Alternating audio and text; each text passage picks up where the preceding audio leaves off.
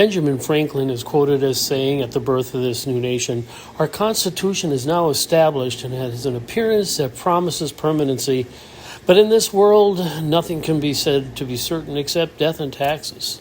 While we certainly live in uncertain times, I would add one more thing that is onto that list of certain things.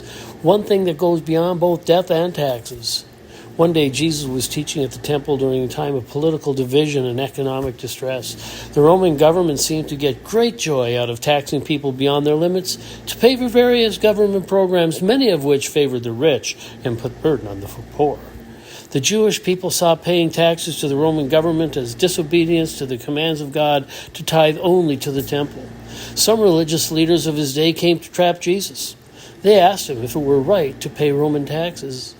He said yes. If he said yes, he would be supporting the Romans and guilty of blasphemy. If he said no, he'd be guilty of treason. The trap was set. But as usual, Jesus came through and saw through the trickery and offered a third alternative, a principle that would satisfy both. The story can be found in the Gospel of Mark. He pointed out that Caesar's face was on each side of the coin and then said, "Give to Caesar what belongs to Caesar and give to God what belongs to God." His reply completely amazed them.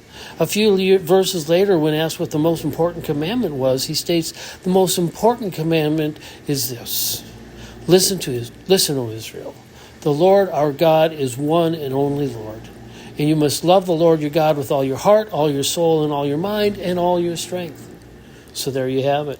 The government may want your money, but God wants your heart.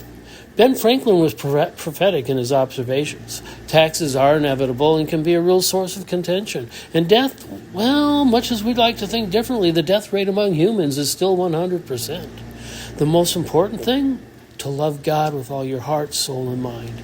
People will let you down. The media will deceive you. The government may want all your money. Time will eventually claim your earthly body. But giving your heart and soul and mind to God lasts forever. He alone is our source of true peace and through the death and resurrection of Jesus Christ. There may be times when following God gets confusing and he seems distant, but his actions are always for our good. As someone once said, we never know when God's seeming inaction may have protected us from something that'll hurt us. Life is uncertain, but faith in God brings peace in the uncertainty. Don't allow the uncertainty of life to keep you from the peace that God gives. Hey, thanks for watching. Please follow, like, and share with those who may need to hear this. Have an amazing day.